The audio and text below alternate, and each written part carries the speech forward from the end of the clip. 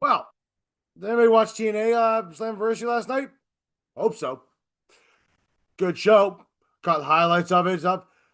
But we're going to talk about a few things on this one because there's a few things I want to talk about, maybe get a little off the chest here. Some may agree with you, some may not. And that's okay. But here we go with this anyway. This is DA Wrestling. I'm Andrew. Let's talk some Slammiversary TNA stuff. Slash WWE. Let's go.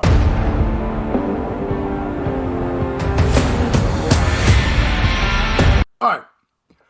So, guys, hey, before we get into the show here, though, make sure you like, share, subscribe down below. There's a small click for you, big click for us here at DA Wrestling. We appreciate you. Everybody who subscribed to us, we appreciate it all. Thank you very much. It means a lot to us, but we're trying to get to a higher goal. Tell your friends. Seriously. It's a lot of fun. Anyway, let's get on to this thing here, folks. So, if you watch TNA Slammiversary, which is a very good show, by you, like a lot of excellent show.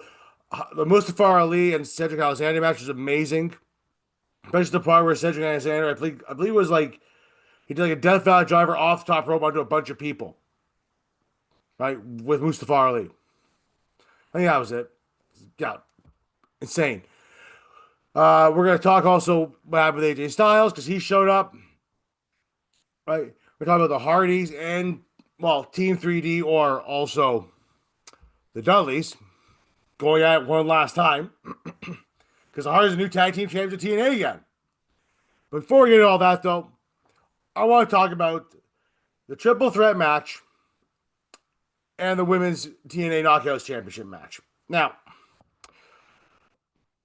we had that match, both matches, an NXT start, right? JC Jane versus Masha Slamovich for the women's TNA Knockout title, as well as the NXT women's title, right? And we had the other match, we had Trick Williams versus Joe Hendry versus Santana. Now, don't be wrong. Both matches were very good. And that's not really my issue and complaint here. I don't know if it's really complaint, maybe just criticism. But let me ask you this. When TNA did decide to do the partnership with WWE, which is a great idea for WWE as well as TNA, helps out both companies. Did anybody think that the WWE was just going to take all the titles, or at least the two main titles of that show?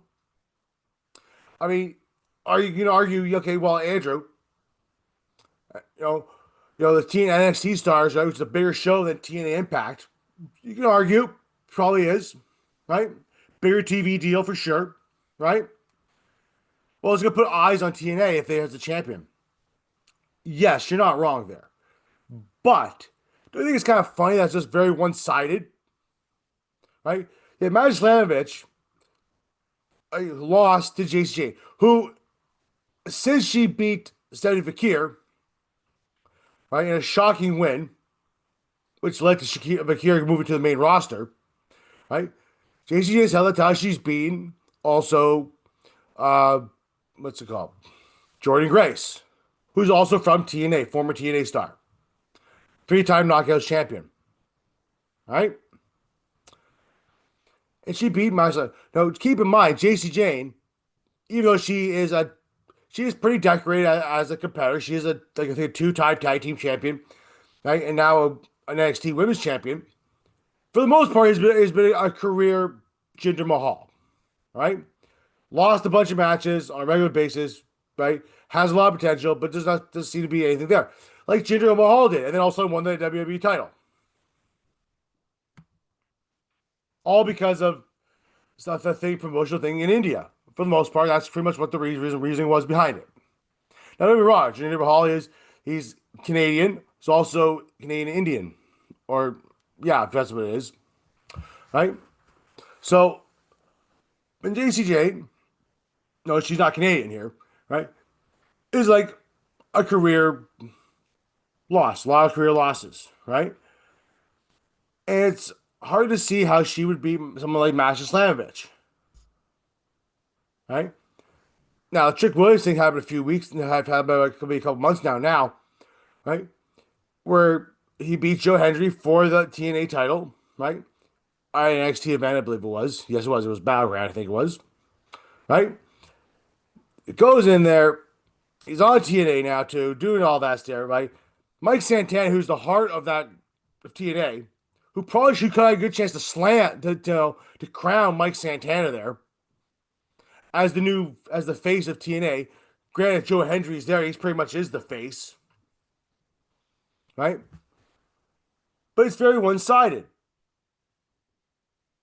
It's the fact that like you have this deal to benefit both, but it seems to be benefiting more WWE than it is actually TNA, right? Because right now, like they're still under Anthem, which is Impact is still under Anthem Sports, I believe it is, right? And it's not like they're looking for like, they get a new TV deal yet. Now it's coming up apparently next year, 2 years, according to I think it was Carlos Perez who was on the earlier Hawaii show. But what's this going to accomplish if all your stars are getting a taste of NXT or WWE and they want to start moving to WWE? It's just going to fill up the WWE roster. You're going to leave you almost depleted. Because what are you really getting in return here? It's not like there's like trades like they're in baseball or hockey or football, right?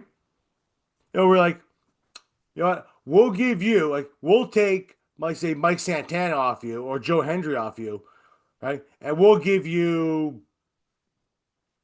Alexis King or No Core Catch Crew. It's not like that stuff's going on. Or maybe it is. Maybe it's bound to happen. My point is though, right? It seems to be a very unfair deal for TNA. Maybe I'm wrong, and you can comment down below and tell me that I'm a complete idiot about this and don't agree with anything I said, and that's fine. But until when I looked at it, it was like, okay, if Trick Williams is the TNA champion here, right?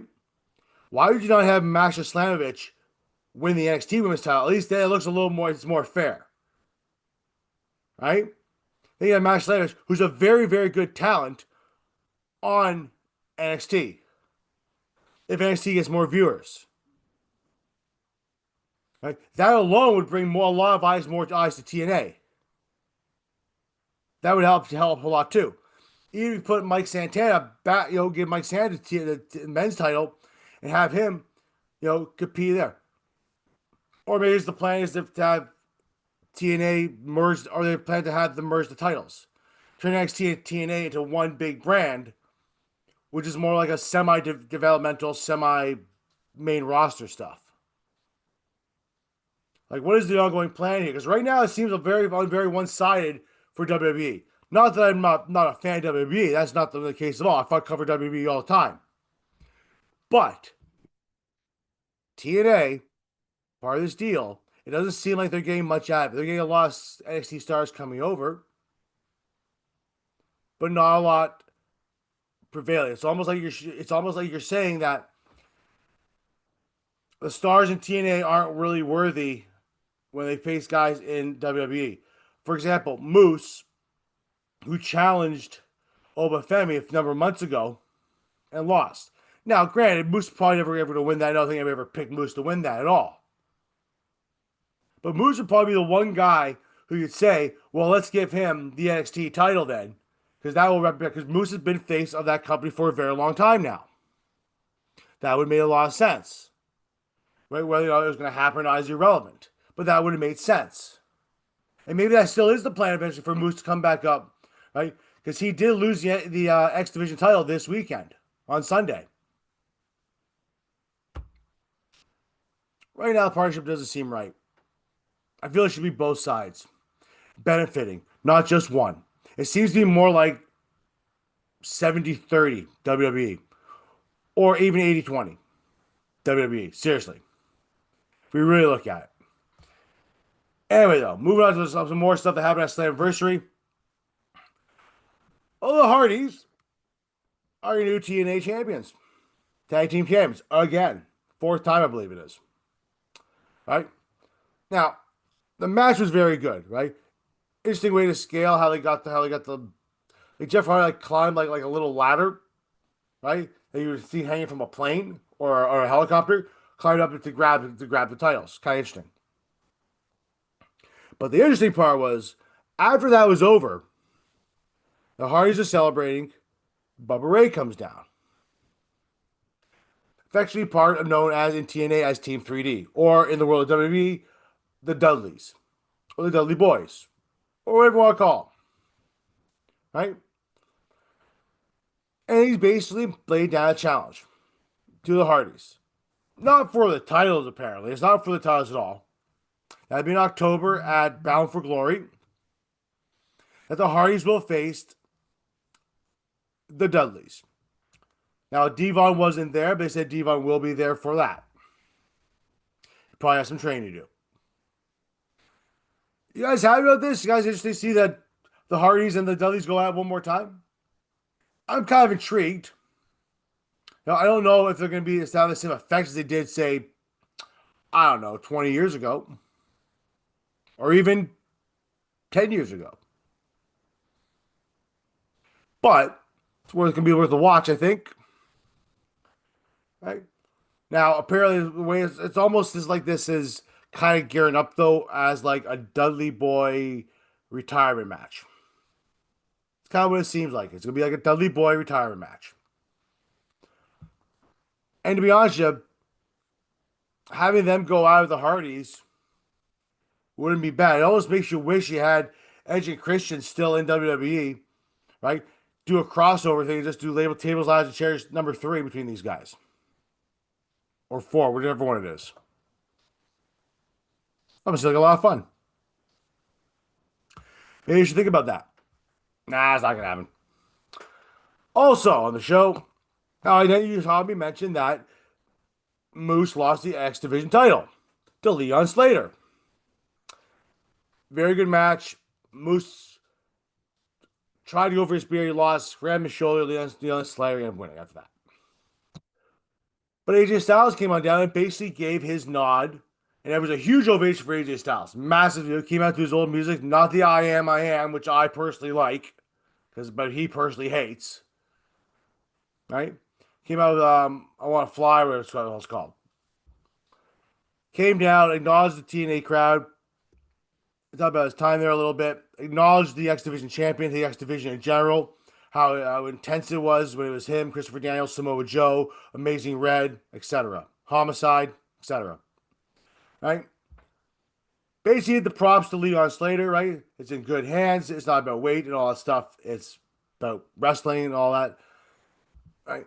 Now, I was kind of hoping here that AJ Styles was going to clobber the kid and kind of go at it, but I was wrong. I was kind of hoping that was going to happen. Well, screw me for that, I guess. Wanting AJ Styles to have one more nice run in TNA. May still happen, right? I mean, right now he's playing skits on WWE Raw, but hey, he's having fun doing it by the looks of it, right? But you know what though? It was cool to see AJ Styles back in TNA, whether it be performing eventually or not. It was cool to see AJ Styles back in TNA. Well, I know when I first started watching TNA years ago, it was a very young AJ Styles, right? Very young, phenomenal one. He kind of just coined the term, I'm the phenomenal one at that point in time. So it was great to see him there. Great for TNA, right? Great for them in general. So hey, big shout out to TNA, right? Having those guys there. But anyway, guys, that's pretty much all I really got here for this thing. I just want to go on and give it a little bit of a rant, and a little bit of talk about that. Why I think there's a one-sided partnership, right? But anyway, thanks for watching the show here. I appreciate it. I'm Andrew. This is DA Wrestling. Make sure you follow us there on Spotify, YouTube, as well as Podbean. Follow us on X at DA Wrestling. Follow us on TikTok at DA Sports. I know it's not DA Wrestling, but it says DA Sports. Well, you know, hey, we appreciate it, guys. Thank you very much. Have a good one. Talk to you soon. Check out, maybe probably do something for Raw, maybe tomorrow night or on Wednesday. This is Monday after all. Anyway, have a good one, guys. Later.